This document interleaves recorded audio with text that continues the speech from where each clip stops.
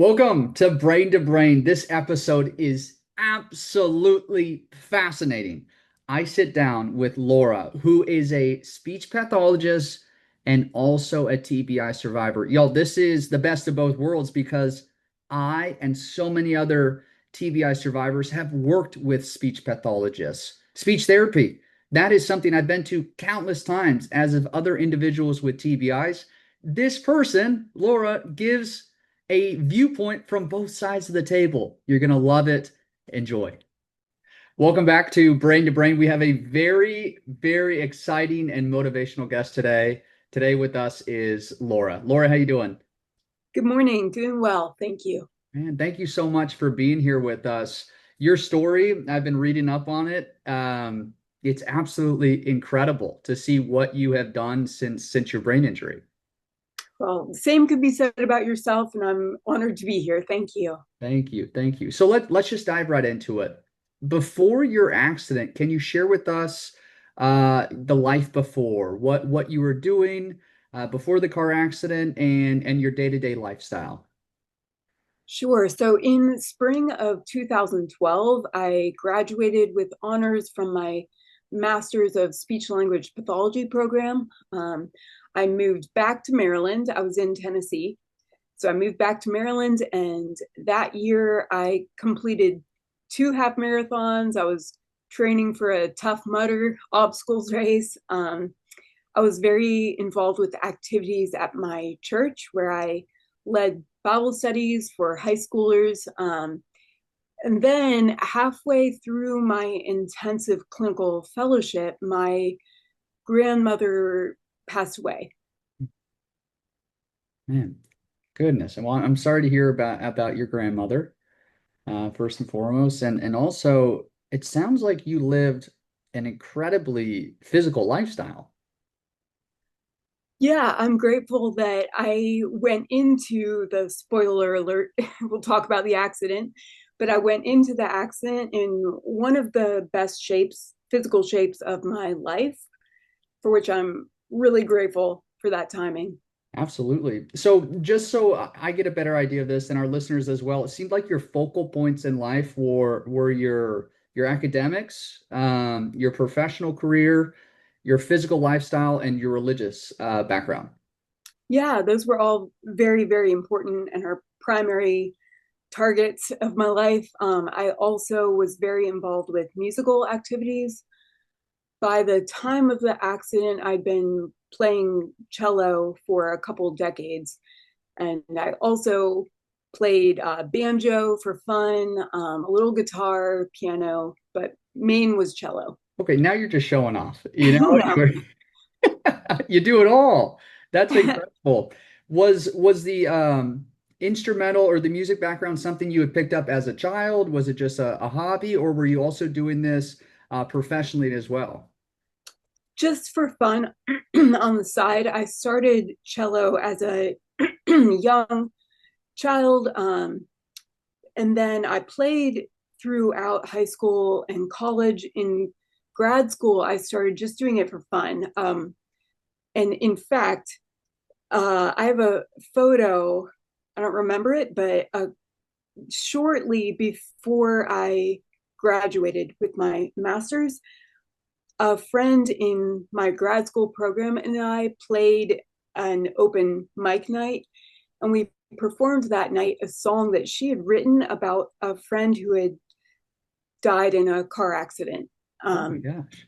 yeah, and it was a beautiful, reflected piece and carried later significance. I was gonna say, talk about foreshadowing. My Yeah, goodness. and it was funny. We showed up for this open mic night kind of spontaneously. And once we were there, we found out it was a competition, but we were like, what the heck, we're here. And we won without, yeah, it kind of helped that we didn't know, we didn't get nervous or anything. We just showed up and played. And um, yeah. Wow. And what, so give me a timeline. This open mic night, how soon after was your accident? So the open mic night, we played a couple days in either before or after we graduated. And then I moved home to Maryland, and or just a couple months later, less than half a year later, was the accident. Oh my goodness. Okay, so let's dive into that. Okay. Because that's what brought us here today to be talking with each other, both people living with traumatic brain injuries. So walk me through that day when your injury happened. I don't remember it, but I know my parents and I packed up the van, including memorabilia to be displayed at my grandmother's funeral, and my large cello, which I was going to play in the service. As any car trip with my family started, I know we buckled our seatbelts and said a prayer dedicating the upcoming travel and service to God. I took a seat in the back of the van. I buckled my seatbelt and let myself succumb to the sleep deprivation often present in that time of the year. It was um, less than a week before Christmas. About halfway there, a momentary lapse of the driver's attention led to our van drifting off the side of the road. We Normally you would hit the rumble strips, and that would have jerked the driver awake and into attention. But parked right there was an 18-wheeler truck. Um, by, I believe, providential coincidence, there happened to be driving in the opposite direction two nurses, one who is an emergency room nurse. They pulled over, ran across the median. So we're the first responders, and um, they knew what to do, what not to do, and they called 911. I was taken to a local emergency room where I was stabilized, and then helivaced to a UVA medical center that was equipped to handle my serious injuries. So after thorough testing, it was discovered that my injuries included a moderate severe traumatic brain injury, broken bones, which were C1, C2, the atlas and axis, highest vertebrae in your spinal column. And for medical people out there, I originally had been given a Glasgow coma score of 2, which is out of 15. For people that do not have a medical background, can you kind of simplify that for us, what it means? Sure. The Glasgow coma score is a score of, I'm sorry, let me back up. Glasgow Coma Score provides a practical method for the assessment of impairment of consciousness. And it is a score made of the eye, verbal, and motor response Okay, of and you got a patients with 2 out of impaired 15. consciousness. I'm sorry, You had a 2 out of 15? correct. My gosh. Okay, so a atrocious score, a horrible score, not very promising outlook for you, I'm assuming is what the doctors were probably telling your family. Yeah, and so also to be aware, my mom had been very injured as well. She sustained a mild traumatic brain injury, and she broke something, I think, like 11 ribs Oh, and her sternum from the seatbelt. I broke a couple ribs. So my mom and I were both knocked out. And I don't know if you want me to go into this much detail, but I was a I'm sorry, I was a military dependent. I had just aged out. So my mom was taken to a military hospital. I was in a civilian hospital. oh my So gosh. my poor family was divided between two hospitals, trying to coordinate our care. Yeah, it was a lot. It was a lot. Gee. So, and if you're uncomfortable talking about this, just stop me, but put us in in that vehicle, so you're in the back seat. I'm assuming your mom's up front, and then is it your father driving or another family member driving? Yes, it was my father driving, and I'll just note to his benefit, his record, he had never had a car accident ever before. It was an exhausting time of year right before the Christmas holiday, and we were on the way to my grandmother's funeral, but we had to get there. So it wasn't like, uh, now I have the perspective of if you need to be late and take a 30-minute nap, it's worth it. Mhm. Pull over to a rest stop. But 2020 hindsight. Oh, of course, of course. So is it morning, evening, and then you said that laps in there was a bit of a distraction for the driver. They veered off. Now, was the truck, did you go across the double yellow or you said the rumble strip? So you're on the same side of the road. Yes, we would have hit the rumble strips, but parked right there was the semi truck. Okay. And then did your vehicle hit head on or was it clipped on the side, so your mother and your side, or was it We did drift off.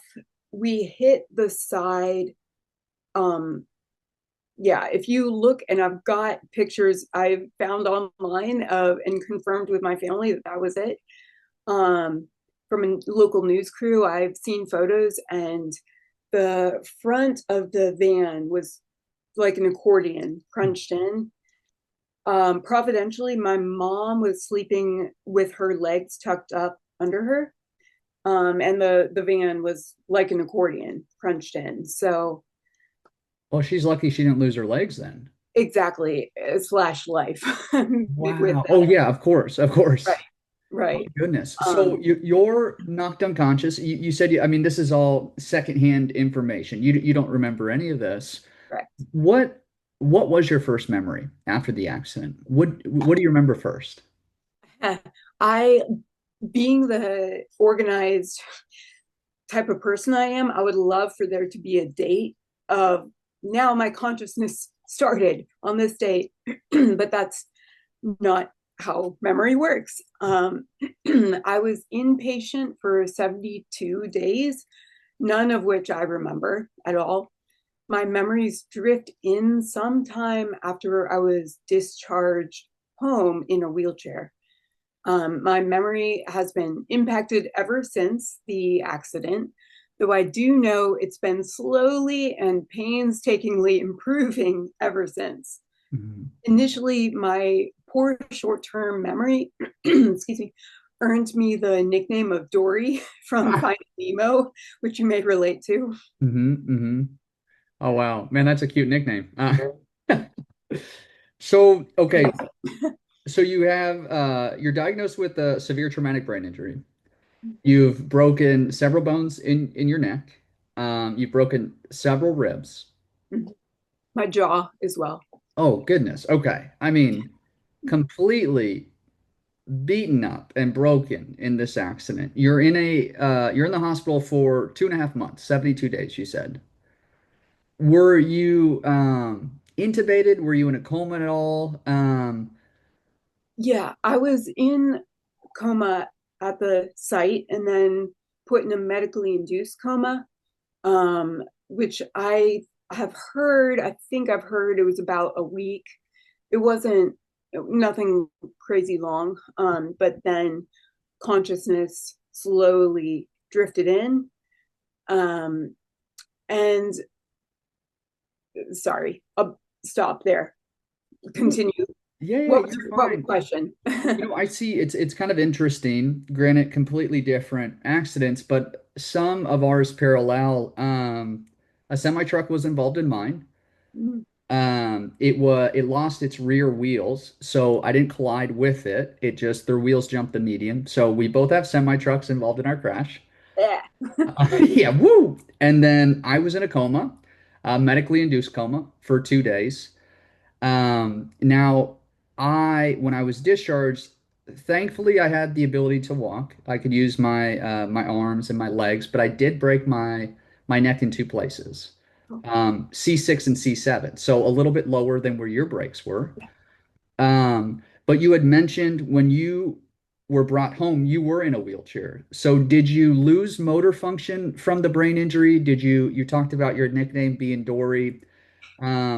What other cognitive or physical functions were interrupted during this accident?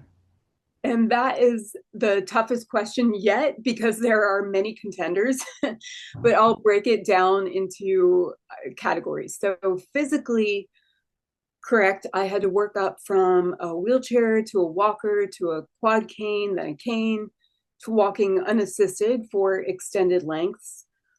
I'll always deal with some hemiparesis or weakness and limited range of motion in my neck and headaches, as we discussed before we went on. Uh, and I don't know if I really mentioned it that I did mention I was a runner, and I also rock climbed for fun. um, so those hobbies have been flat out impossible or hugely impacted. The running, I mean, I don't know. I hope it'll return one day. I'm not there yet. Um, and as I said earlier, the prior activities of playing cello, also piano and banjo, haven't been possible due to my left hand having the poor fine motor. It's improved a lot. It took me, I think, a couple years to be able to close my hand into a fist. Mhm. So we're improving, but we're not at cello banjo level yet. Yeah. So those are the physical impacts. The emotional impacts, I don't think it's recognized enough Yeah. that brain injuries can impact just about everything and anything, since your brain is involved in just about anything and everything. Yeah. So the accident resulted in injuries, including my brain injury. It also removed my ways of responsibly managing negative emotions like stress or sadness. Previously, one of my favorite coping mechanisms was just getting in a good hard run. Then, in one of the most stressful, sad times of my life, I didn't have access to my usual coping mechanisms. Mhm. So, career wise, that's another category. Mm. While completing my own rehab, I volunteered hundreds of hours in speech pathology settings. Um, I had been, again, halfway through my clinical fellowship to get full licensure. There's a time limit for completing that fellowship. And dang it, I didn't hit it. I didn't complete. So I had to retake the speech pathology licensing exam, but now with newly acquired cognitive deficits. Oh yeah. I mean, this is Dory taking a test right now, trying to study. Exactly. My goodness. I like that. Dory taking a test. Exactly. That's a good quote. Um, yeah. So the short term memory and working memory impairments made for an interesting studying and retaking process.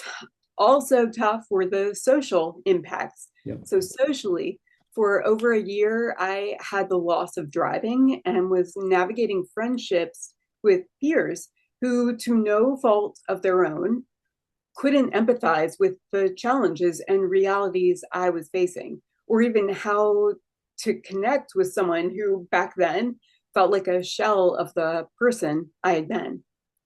So there's great competition for the toughest part of recovery. But Mhm. if I had to pick one, I think I'd probably have to go with the impact on memory because due to the short term memory deficits, I was kept in a perpetual state of discovering, then needing to grieve and cope with the losses. You encapsulated the hidden injury so well. I think that has inspired me to start Brain to Brain. I used to be an avid runner as well. That had been taken away. Again, I still have complete motor function. Thank goodness, which I'm very thankful for. but it's the head pain and it's the jostling, which is it's not worth it. I've tried it. I'm not good at listening to my body, I so know I it's I not. try and try again. Yes. But it's just now I have with I mean, golly, I'm 6 years into this TBI now. You are how many years in, you said? Gosh. So the accident happened December 19th of 2012. Okay. Well, So 13 years then.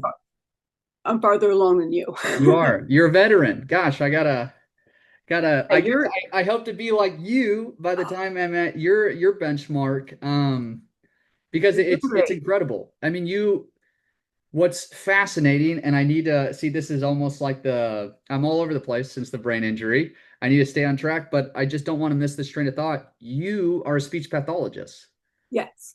I have been to dozens since Right. my accident. So you are the preacher of the individual also living this life of people that you see on a daily basis. Yes. And I'm also a certified brain injury specialist trainer too. So that is my passion. Hmm. And I don't want to get myself too off track here, but I do want to add that, as you know, cognitive therapy is incredibly frustrating. I hate And it. of all of the therapies that I completed, physical, occupational, speech, Hmm. all of them, I hated speech. And you're If doing it to people. You're torturing people yourself now. oh, I hope that I'm able to do it in a motivating way now. Hmm. And Hmm. we'll get into more of how I hope to do that. Yes. But speech therapy, when it's addressing cognitive skills like what we have had to address, Hmm. it's like banging your head against a wall Yep. because you don't need to go to speech therapy to know what's broken. Hmm. I would go to speech therapy sessions and I was like, just show me how to fix it. I Yes. know it's broken. Yep. Give me some strategies. And that is what made me passionate about the role of compensatory strategies in cognitive rehabilitation. Oh, it's And I get remarkable. fired up about it, and I've got to keep myself on track here. We'll both try to stay on track because I want to dive into that more. Let's circle back to your inability to regulate might be the wrong word, but that emotional where you used to go on runs when you were frustrated or upset. That's been wiped from you. Where do you find, I think this might be helpful for people in similar situations because this is a really tumultuous journey. It's ever evolving, it's ever changing. We're still trying to get used to this new body that we have and mindset. So you go from being able to run, you go from being able to jam out during music sessions. Maybe during this tough studies, that's how you would take breaks. Now you don't have that. Now, when you're faced with adversity and challenges, you don't have these outlets. So where do you go to? Oh, so good question. Where do I go? Where did I go when I needed the emotional support when my coping strategies were removed? That's a tough question. It's an ongoing process, right? Of oh man, um, I think cognitive rehabilitation is a really tough combination of determination to get back to what you loved to do previously. Also, it's being willing to adapt, discover new strategies, new outlets. So there is no magic path. There's no magic 8 ball to rub to shake and see what do you do. You just have to work your hardest, try your best, and keep going with an attitude of willingness to adapt, if that makes sense. It does. It absolutely does. So for me, that finding that replacing that running and that I mean, I had so many ways to help regulate my emotions before the accident, right? Just flushing it out. Journaling has been very helpful for me. Have you found any strategies since that being taken from you to help kind of flush out that frustration or sadness or anxiety? Yeah, a couple things. I did enjoy writing before my injuries, but that became more of a coping mechanism afterwards. Um, Initially, my family, again, they were spread between two different hospitals. Mhm. So they were coordinating with the huge network of friends and family using Caring Bridge online journal accounts. Then once I had recovered enough, a couple years after the accident, I started taking over those, and that writing became a really effective way for me to process. Mhm. I also, with time, I discovered stationary biking as a good outlet for me that was safe. I could kick my butt with it, really work myself hard, but without a risk of falling. I had one too many. There are pictures, bloody, scraped up pictures to document it. Before I had accepted that running was not a safe option for me, I would try to go for those hard runs. And then once my left leg would start fatiguing, the tone and spasticity would kick in, and it was just like attempting to run with a peg leg. Mm. So, um, after a couple falls that, thank God, didn't result in injuries that would set me back, but it was too close for comfort, Right. I accepted that I need to find a temporary outlet, physical outlet. And so I ended up with stationary biking. That's great. Let's so you had mentioned so we've talked this physical aspect, right? You've found some outlets, which is great. So have I. We have kind of skimmed over it. It sounded like the toughest part of your recovery journey was speech therapy. Would you say that? Of the therapies, Yes. like physical therapy, occupational therapy, I really enjoyed because I could see the progress or lack thereof. Hmm. When it's with your brain, and that's the impaired system, it's it's so hard Yep. because you can't track the progress as easily. And I Hmm. do have some ideas for ways that I can encourage clients in having a visual track of progress. Hmm. Um, but I think as speech therapists and any kind of therapy, we should try to make it as visual a representation as possible so that a client can see be encouraged by hard work Hmm. or the consequences of complacency. Yep. Oh yeah. I really want to dive into that more, but just sticking with the recovery journey, which will continuously be on, aside from therapies, what has been the toughest part of recovery for you? Um, yeah, I think the social impacts were tricky because for over a year I had the loss of driving, so was navigating friendships with peers again who, to no fault of their own, couldn't empathize with the challenges that I was facing. um, I think, yeah, the social impacts are very difficult. I also live in a very transient area, the near Washington D.C. So people are in and out for a couple years. Um, so I think that was just tricky. When I was back to a place where I could really be independent, a lot of things had changed. Hmm. Hmm. Is there anything during this journey that was most surprising to you? For me, I think just to kind of tee it up for you, I was a journalist. I was a news anchor and reporter for ABC, And Okay. then when the accident happened, I was a sales rep for a Fortune 500 company. So I had kind of shifted gears, but I didn't know much about brain injuries. I covered it quite a bit when I was a reporter, Mm, but I was naive and thought it could only happen to people in the military, mm, which is so silly to think about now. And that's also another reason for brain to brain is to educate others on how different every brain injury can be, but also can impact everybody and anybody. I think that was the most surprising thing for me is when I did start holding on to some memories, it was like, holy cow, like I'm this person now. mm. I think what surprised me the most was I almost had to mourn the loss of Evan before the accident.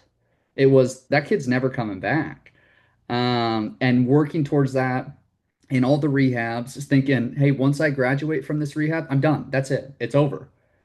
It's not. I've been to 19 different rehabs, and it's going to be something I continuously work on um, until I probably take my final breath. But it's that has been the most surprising thing is the continuous work. It's not like, working at a company, then becoming the president, and then you're done. Like, oh, I can't grow anymore. It's there's always going to be growth and work to be done. So, what do you think about you is the most surprising thing during this? Exactly. I relate to what you said. Thanks to neuroplasticity, which is the healing and rewiring of neural connections, Hmm. progress is always possible. So while others, including many medical professionals, are afraid of giving brain injury survivors false hope, their overly cautious and hesitant attitudes can end up removing all possibility of hope. I think that when it comes to brains, a hopeful attitude is not only admirable, it's warranted. Hmm. I've learned that until a skill is downright impossible, no hope of recovery should be discounted. Hmm. Hmm. The brain is an incredible thing, and neuroplasticity is an incredible thing, and creativity is an incredible thing that you don't know what skills are going to return to some degree or what compensatory strategies you're going to discover. Hmm. Hmm. Piggybacking off what you just said, keeping that hope, I think is so important for everybody, whether you have a brain injury or not, right? And just day-to-day living. Um, I have grown so frustrated with medical professionals because in the pursuit to stop this nonstop headache, these daily persistent migraines. I mean, I wake up with it, I go to bed with it. It's like having the radio on in the background. Um, sometimes if I'm really engrossed in something, it'll be a minor hum. But once, there isn't those distractions, it's full volume. And I think I wouldn't say I've lost hope, but I've had so many false promises from doctors saying, hey, this will cure it. This is going to cure it. You'll walk out of here with no pain. It's now I walk into these medical appointments with no expectations. I'm not saying I don't have hope, but I just have zero expectations because I'll stop. It's just, oh my God, it was highs and lows. I would go in there, they're like, hey, dude, you're going to be pain free. Okay, I'm sky high. I bought into it. I leave that office with the same amount of pain. So Yeah. now it's just for me, status quo, zero expectations, not giving up hope, but just not expecting things until the proof is given. I have to laugh because I totally empathize with that. And it's a kind of an attitude of hopeful but low expectations. Yes. Yes. So I'm primed to be, I'm hopeful, but I'm not going to expect much Yeah, because exactly. I'm not going to expect to have my pain completely taken away. I've described pain before as being like a gray screen dropped in front of your vision. That's a great way to say it. Everything is just dampened. So I would still feel the good emotions. I'd still be excited, happy to see people and stuff, but there's this pain was causing this grayscale to drop in front of my eyes. Mm-hmm. Um, I fortunately I don't have the headaches that I used to have that it sounds like you have. Um, I do have preventative medications and escape medications. Um, and I will always have back pain, Mm-hmm. which is probably a gray screen dropped in front of my eyes again, but I'm so used to it that I don't even notice it. Mm-hmm. Um, I'm probably getting off track here. No, that's great. No, I mean, for me, it does get to some points like that throughout the day. I love that. The gray screen, you just become so used to it. Um, and then, on those days where the pain is and like a two or a three instead of a seven or an eight, it's like, whoa, that gray's not that dark today, Yeah. So then you do notice it a bit. Speaking of that, talking about day-to-day life, what does a good day look like for you? So now most days are good days, for which Yes. I'm very, very grateful. It's a joy to be working at a job I love with a boss, coworkers, and clients I love. There are some similarities to before the accident, including my role as a speech therapist. And there are totally changed aspects like outlets for music and fitness.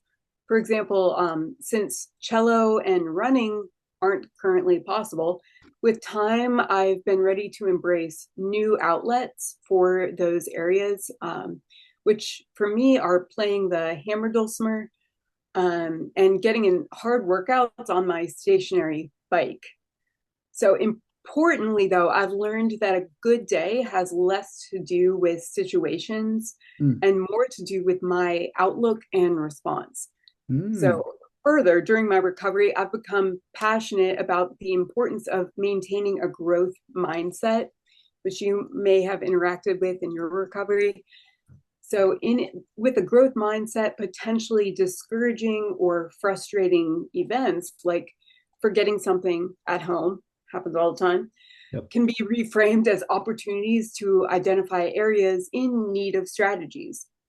I try to encourage a growth mindset in my clients. In fact, I've got a piece of artwork on the wall that compares a fixed mindset with statements like, I can't do this, I'll never get back to this, with a growth mindset, which is, I will discover new outlets, I can do this. Um, I'm progressing, I'm working hard. So I think growth mindsets are very important for reframing opportunities to identify areas in need of strategies. So I try to frame them for my clients as first, I acknowledge that stinks. I know it's a loss. It's frustrating. Let's also look at it now as an opportunity to discover a strategy. Mm. Without those errors, and I've had plenty of them, um, we discover our needs for strategies. Mm-hmm. If everything was perfect and dandy, we wouldn't know what we need a strategy for. Hmm. Yeah. I mean, it's finding that silver lining, and taking every day and every mistake with a grain of salt and using that as a learning lesson. With that being said, you do have a positive mindset. I can feel it. It's radiating through the screen. What do bad days look like for you? Are there bad days for you? I mean, we're all human. There's got to be, maybe there's bad moments in the days, but what does that look like for you? Bad headache days, which sometimes last weeks, have a way of dampening any emotions, as we talked about, like a gray screen covering my vision. Hmm. So, with years of recovery and doctors specializing in post traumatic headaches, the bad headache days are usually manageable now. So, even with a generally motivated, upbeat outlook, I'll admit I do sometimes need to take a moment to acknowledge the grief Hmm. over what I've lost due to my injuries. Hmm. In my experience, I've found that identifying and naming a loss for what it is has a way of weakening its grip. Hmm. I love that. Yeah. I think a lot of our listeners and viewers will be able to relate to that and hopefully learn from that as well because it's inevitable, right? Anybody's going to have a bad day. Everybody's going to have a bad day, but it's how you approach that situation, and it's that growth mindset. Do you? So I want to talk on your professional lifestyle. You are a speech therapist, speech pathologist. Um, for our viewers, a lot of them will have TBIs, so they'll probably understand this. Some caregivers will also understand this, but for the few people that tune in that don't unfortunately get to spend a lot of time in clinics, man, that must be amazing. Um, what is a speech pathologist? Can you just sum it up maybe in a quick 2, 3 sentence recap? Ooh, okay. So, first of all, no one knows what speech language pathologists do. You join the vast majority of the general public in not knowing what we do. We work on everything from the neck up, you could say. So, the everything to do with speech and language. So, language is any form of communication, it doesn't have to be just verbal. It can be in writing, sign language, expressions. We also deal with the brain, which, as you know, impacts everything else. So, speech pathologists actually deal with just about everything. Um, and my nerd area, push up my nerd glasses, is with the brain. And I'm a certified brain injury specialist. So my jam is working with the executive functions after brain injury, which I describe executive functions as being all of the skills required to plan, throw, and afterwards analyze the success of a big dinner party. So you've got all your planning types, and there are several types of attention. The memory, the sequencing of tasks, all of the social communication, cognitive skills that are required to participate successfully in a big dinner party. Those can be thought of as executive functions. I will say, a dinner party that you just described is my worst nightmare. Say if I'm hosting, and now you're probably salivating, you're like, oh my gosh, I just found a new client. This guy can work with me. This is fantastic. Um, if I was like just starting from the beginning, sending out invitations, oof, keeping track of who I've invited and who I haven't, almost seems impossible. And then day of, if I have to cook for this group of people, following instructions, almost I mean I get so frustrated, I give up, I start guessing. My girlfriend and I will do HelloFresh sometimes, which I see as good therapy for me Yeah. to continue to exercise that. It is so tough. The words almost disappear on the paper. Teaspoons between become cups or tablespoons, and I'll go from 1 to 7 and then back to 4, which I'm sure some of our listeners and viewers will be able to relate to. But again, 19 rehabs for me, a lot of those, some inpatient, some outpatient. Um, Speech therapy is something I still tackle. I use a lot of the tactics and shortcuts that I've learned in my day-to-day life because I would be non-functional without it. The phone that gives you alerts for meetings or appointments, that's the only reason I showed up today with you. Yeah. Because I had a 24-hour alert, a 1 hour alert, a 15-minute alert. You're like, Exactly. preach, amen. Yes, I love it. What now, being in your shoes though, you have a very unique situation because you're educating people like me, people like yourself that have brain injuries. So, how do you play both roles where I think on one hand, a lot of your patients will admire the fact that, oh, she gets it. It's not just like a random person who studied a book, you're living it. So, you can share you can share through shared experience what has worked for you. So I'm sure a lot of the people you work with probably resonate more and believe what you're telling them as opposed to somebody else that just graduated or somebody that's been in the field for 20 years that doesn't have a brain injury. Yeah, I hope it gives me credibility. I will say that I don't always go into my own survivor story. There are some visible signs, like if you see me walk, I have a slight limp, and I know I move a little bit robotically. I have some stiff hemiparesis and my neck limited range of motion. So there are some visible signs, but maybe none that you would notice. But if you spend a lot of time with me, I don't think you could miss the number of compensatory strategies that I slyly incorporate into my daily life Mhm. for my deficits, including a weak short-term memory. Yep. For example, as you said, I'm pumping my fist here because I set frequent labeled alarms on my phone to prompt me to do everything from switch loads of laundry from the washer to the dryer, to return phone calls during breaks, um, to lessen the cognitive load. I follow some habits religiously, like always hanging my car keys on the same hook as I walk in the front door. If I need to remember something that I can't write down, or like when I'm driving, I'll use internal cognitive strategies like visualization and association. Also, a little hint that I tell clients is that for forming visual images, try to add something utterly ridiculous to the image so that your brain will go, what? That's notable. Like if you need to buy a pineapple at the grocery store, you could imagine yourself walking down the appropriate aisle with a pineapple balanced on your head.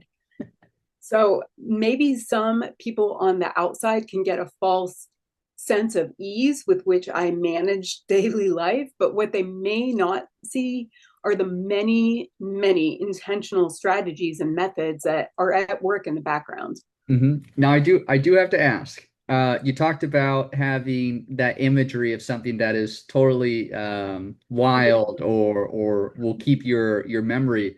Are you referring to the Magic Castle? Uh, Not directly. I am referring to visualization, Okay. excuse me.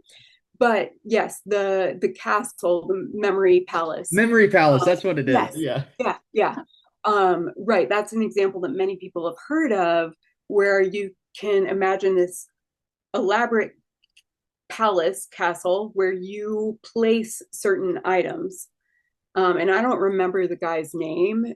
Do you? No. That came up with No. that? No. Okay. So yeah, bad works cited. But it exists and you can easily find it online with a Google search. And that is what you're referring to, is the palace or Memory castle. Palace, that's what it, Yeah. not the Magic Castle. I'll add a hyperlink to this Okay, post great. because it is fascinating. That was one of the last things I worked on in one of my last speech therapy sessions, which for me, I can understand how it would work very well for people. But for me, and in a confined environment, right? There's no distractions. You're one to one with a speech therapist, but for me trying to think of doing that for day-to-day life or going to the grocery store, it's like, golly, my brain, the brain fatigue is hard enough. Uh, Walking through a palace trying to find stuff, it seems so much more difficult. It's like I need to walk through the grocery store, let alone pallets. I don't need that. Yes. Yeah. Exactly. Man. Okay. Let's talk relationships. Okay. This is one of my favorite parts of this conversation with my guests. And you have alluded to this a couple times with early on in your years with the brain injury, the social impact, and friends not understanding and maybe just not taking the time to understand. Um, how did this injury affect your relationships, both with family and friends, and professionally? I'm wired as an extrovert, meaning I get energy from social interactions. But once I was back to being more independent and had the opportunities to socialize, I was shocked to find these social interactions completely draining Yep. for the first time in my life. I usually get energy from those situations. So I think survivors need to take into account their energy use, take it into consideration, and recognize how many abilities are required for social situations. Again, all the types of attention, which are sustained, selective, alternating, and divided, all the types of memory, pragmatics, the strain on those cognitive skills will have an effect on a survivor's social energy. And as you've mentioned, brain injury is most often is referred to as a hidden disability. I think you mentioned that.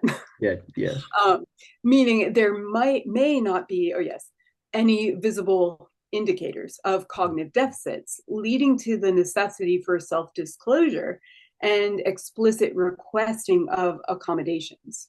Mm-hmm. Mm-hmm. So, would you say you have lost some friends after this injury? Probably, probably some. I also live in a very transient area in the in Washington D.C. Outside of that, so it is very transient already. I think it's just a fact of life that in different phases there may be some people in, some people out. But I've been blessed with many faithful friends and family members. I think that if you are wanting to befriend or wanting to stay friends, stay connected to a brain injury survivor, you have to recognize that you're in it for the long haul, that you might be needing to learn and adapt. There will be a learning process Hmm. of discovery in that friendship. Absolutely. And some of those friends won't be able to keep up with that, which is totally fine. And like you said, friends are seasonal, or they can be, right? You had friends in high school and middle school and college, professional life. I think that was one of the most difficult things for me was confusing those two things, right? Or am I no longer friends with them because they don't know how to interact with me anymore, or because we're just at different points in our life? And maybe there was overlap on both, but I had it was almost day and night switch, which is fine. I get it. And I've heard other friends tell me from those same friends, hey, they just didn't know how to interact with you or how to address it. It almost became awkward for them. And for those friends listening, not like sure, a lot has changed, but I'm still the same Evan in a sense. Like treat me like the Evan you knew before the accident. I've lost a lot of stuff, and I know that Evan is dead, like I said earlier, but try not to change that. Like just ask how I'm doing. I'll be honest with you. We don't have to beat around the bush. I think that was the most tough thing for me to accept, aside from the injury, was wow, people don't know how to navigate this situation. Two things, we'll see if I can hold it in my working memory Uh-huh. without, we'll see. One is an article that a friend actually shared with me called The Art of Presence, that a lot of times people may not know how to interact with you after a brain injury, but let's also see it for what it is, that the survivor probably hasn't had a brain injury previously. So it's new to them too. Everyone's in this together of, well, we don't know what we're doing, but stay present in the person's life. Hmm. That carries so much weight. And oh boy, what was the second thing? So the art of presence, shoot. See, the working memory is a tricky one. Oh yeah. And I've got a lot of strategies for working memory, and for planning, problem solving, that I can go into later if you're interested. but keep talking. Okay. Okay, so sticking with relationships. Let's talk family relationships. I'm sure this was really challenging for your father after this accident. Now he has a spouse and a child with a brain injury, and I don't want to put words in his mouth or speak on his behalf, but he probably felt responsible for this and carried a lot of guilt. So did that relationship become strained at all or strained at all, or what did that look like? Yeah, that's a valid question. I'm not wired as I will get angry. I usually get like sad or something. I'm not putting myself on a pedestal because it's equally bad. But I was blessed to not struggle whatsoever with anger. Um, you also have to know that my dad, he passed away a little bit ago, potentially from some cardiac issues that were initiated in the accident.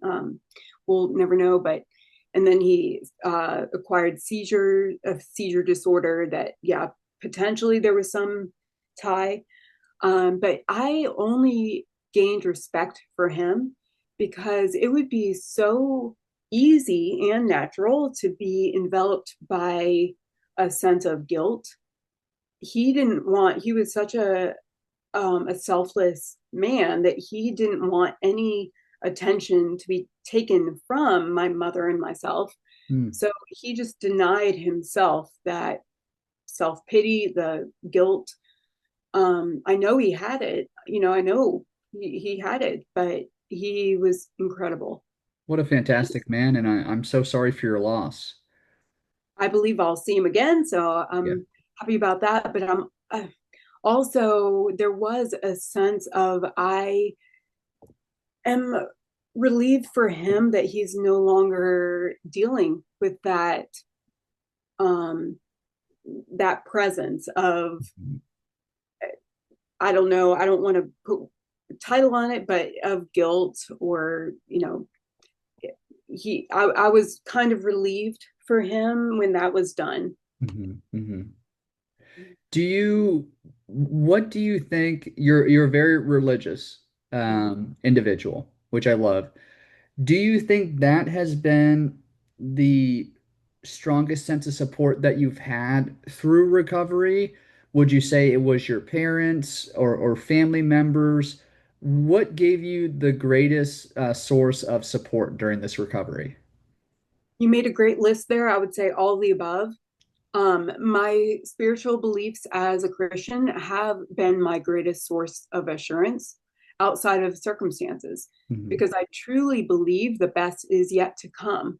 So any great experiences in this lifetime are like a cherry on top, and any losses are temporary. Hmm. I'm so grateful for my family who joined me in my recovery, accepting the sometimes grueling task of partnering with a brain injury survivor. As we've already discussed, that you're in it for the long haul. Hmm. I think, I don't know if I'm active or accident prone, probably a little of both, that I had broken many bones before the accident and then broke many in the accident. But I previously had a subconscious attitude of like, okay, I broke an arm. I'll work hard. I'll wear the cast. I'll do everything I'm supposed to do and get back into running motion um, in no time. That's not the case with brain injury, that you can put in, you can be doing everything you're supposed to. And being the type of person I am, I made a giant daily to do checklist of all of the strategies, all of the homework that I was receiving from all the different therapies and doctors. And I'd be like going through and checking off everything. And I still have one of those checklists that I will refer to during presentations sometimes, just as an indicator. Remember, as clinicians, all of the little um, recommendations that you're giving, sometimes those are taken seriously. Hmm. And Hmm. um, with brain injury, you can be doing everything you're supposed to be doing, and the progress is still up a little bit, down a little bit, up a little bit, down a little bit.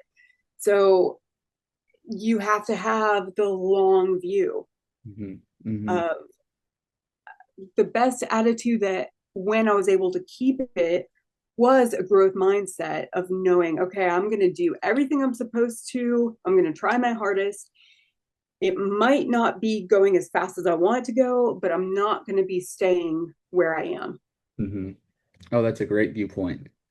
And that ties in perfectly with views and perspectives. The next topic I wanted to hit with you was what's one thing you wish people understood about traumatic brain injuries? Absolutely. What's been most helpful to me is recognizing that every single brain is unique. Mm-hmm. So every single brain injury is going to be unique. I'm not looking for exact duplicates of my losses and struggles because there is camaraderie in recognizing that life on this side of heaven is challenging for everyone, Mm-hmm. though in different ways. I've been blessed with a great family as well as some of my old friends and new ones who have been patient and present. I talked about the art of presence, and it's I remember now by David Brooks, and it was published in the New York Times, and it discusses the importance of simply being present, not shying away when friends and loved ones are experiencing losses, maybe some that you can't empathize with because you haven't been there, Yeah. but you can still be present. Hmm. What, speaking about presence and this continued growth of understanding yourself and your body and your restrictions and thinking, you know what, yeah, I might be restricted now, but tomorrow I might not be, right? Like there's continuous growth with the injury and recovery. If you could go back to day one of your recovery, when you start realizing what has been taken from you, what would you tell your younger self with the mindset you have right now?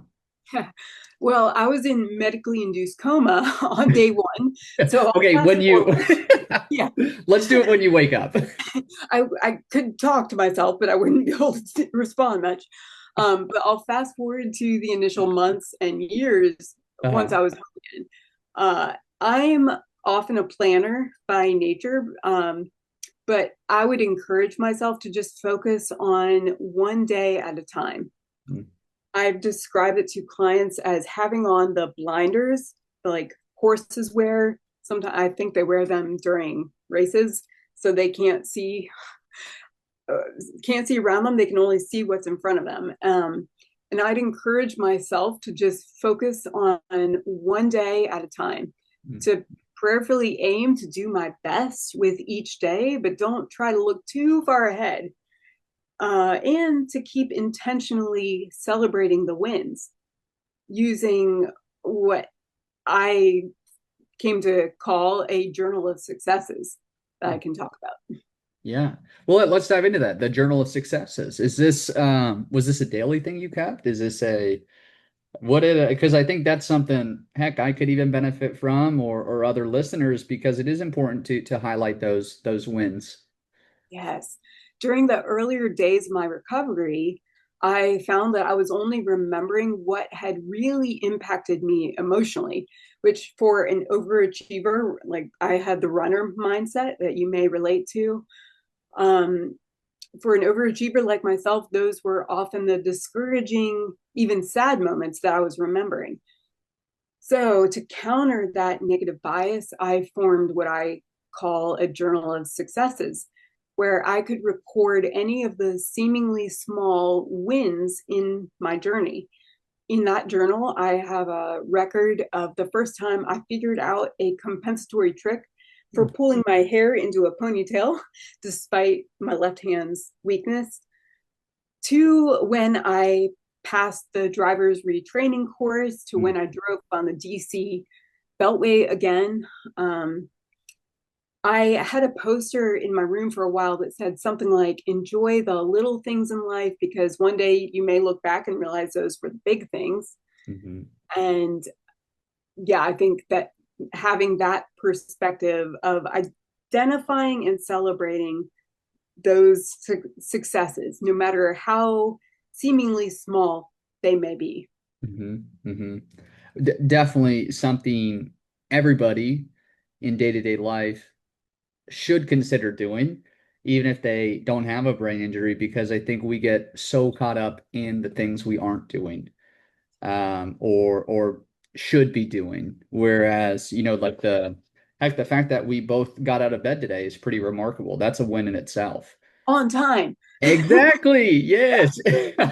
Yeah. Oh, that's great. That's something I'm gonna try to implement on my day-to-day routine now, just because it is easy to get stuck in those ruts and become frustrated with yourself and really beat yourself up for things that shouldn't be shouldn't be. I mean, we should both be very thankful and appreciative that we're here today when we should not have been, and that's a win in itself, even on those tough days when we can't find one. It's the chance that we get to wake up every day and choose to, take a step out of bed and tackle the day. I mean, and you alone, my goodness, you get to go to work every day, which is amazing. You get to help benefit the lives of individuals that do have brain injuries. So that's a win. That's more than a win. Holy cow, that's a freaking championship. It is very, very helpful to have that attitude of gratitude Hmm. for being grateful. It's okay. And I think it's important to also acknowledge the losses, Hmm. but at the same time, you can have simultaneously grief and joy.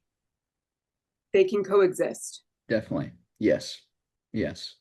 What's something kind of as we close, this is, looking towards the future and also reflecting on the journey. What's something you can do today that you didn't think you'd be able to do after your injury?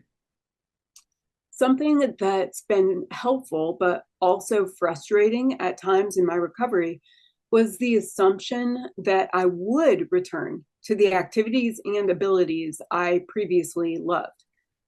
But there were definitely times that I thought doors were closing, like when the time frame for completing my clinical fellowship in speech pathology was not extended.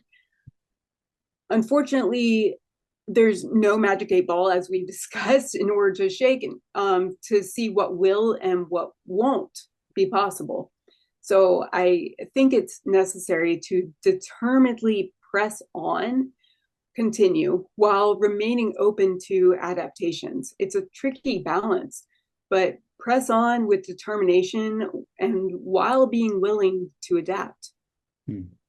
Let's give two pieces of advice. Let's start with the first thing you would like to share with speech therapists who are working with people with traumatic brain injuries every day. What kind of advice would you share with them? Ooh, so I'll have to keep it nice here, but oh, there's so many there's so many things that I could say. Um, and I do give a lot of presentations, what I say on the other side of the table, speech pathology from the other side of the table. Um, and I post some of these observations that people can check out on a website, which is soundmindinsights.com. And I have a Instagram account, which is SLP underscore TBI, where I post some of these observations. But um, sorry, reroute me here. Yeah, yeah. No, no, no worries. Yeah, what Going, would be one? I do that all the time. That's fantastic.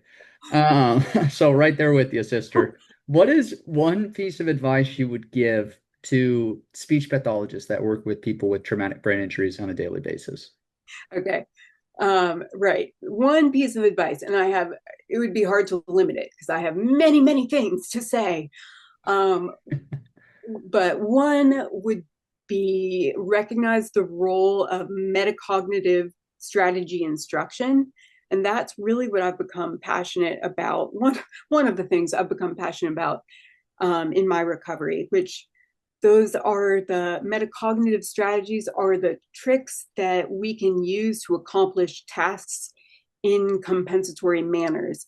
And one that many people are familiar with, so I often use it as the first example, is goal, plan, do, review, in order to form a plan for achieving a goal.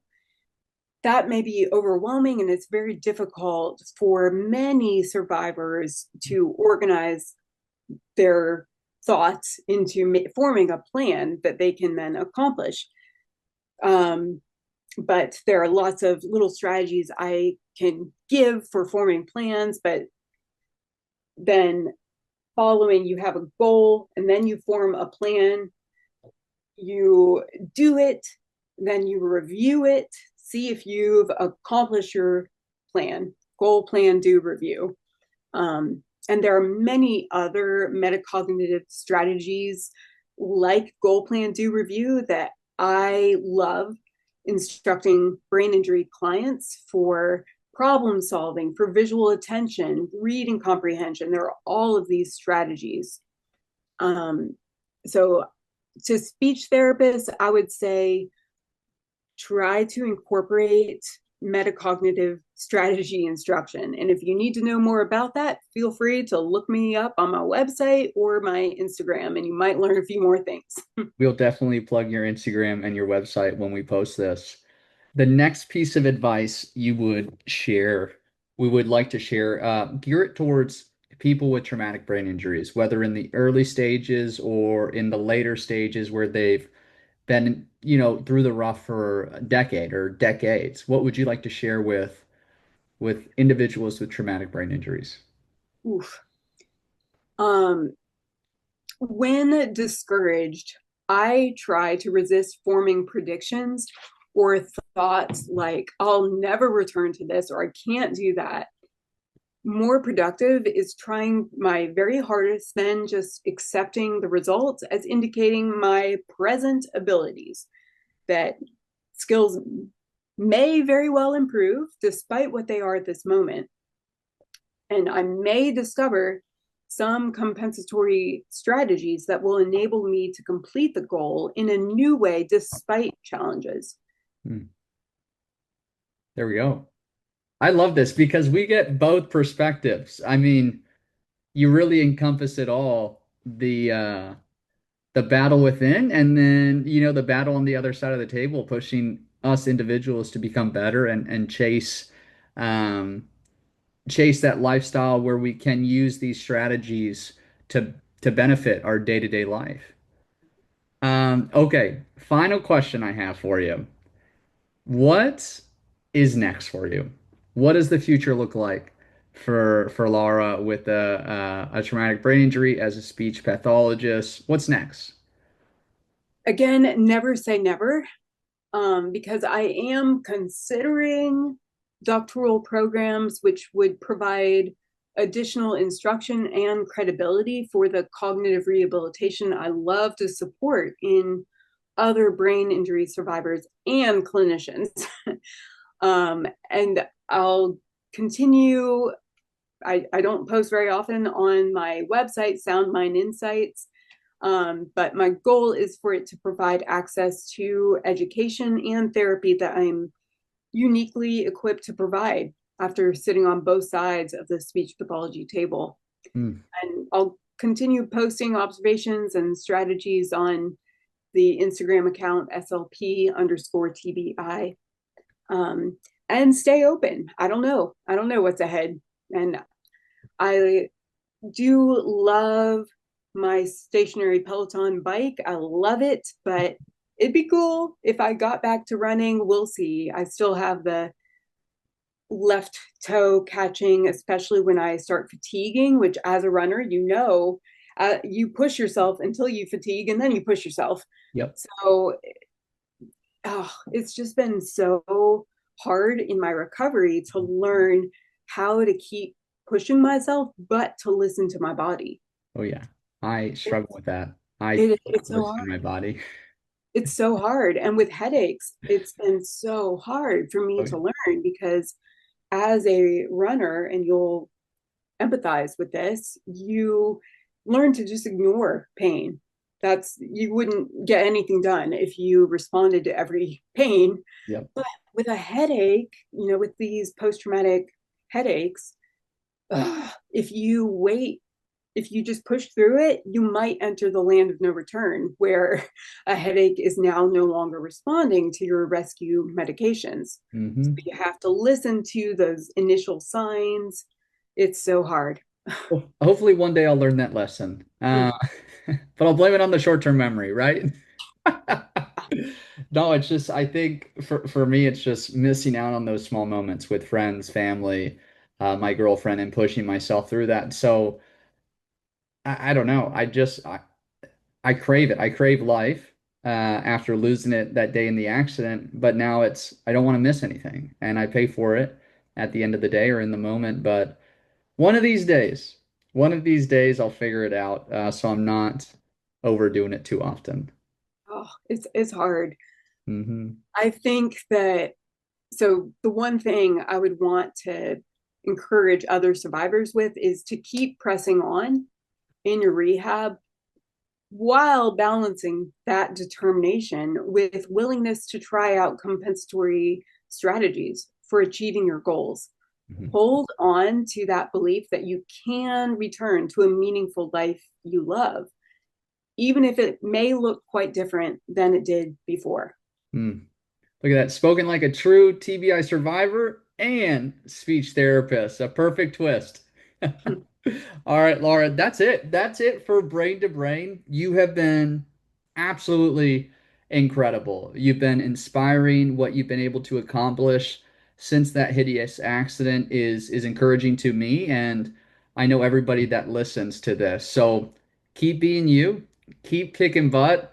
And I know we just met, but I say this with true sincerity. I love you, and I'm so thankful that our paths had crossed and that others will be able to hear and learn from your story. So thanks for joining us with Brain to Brain.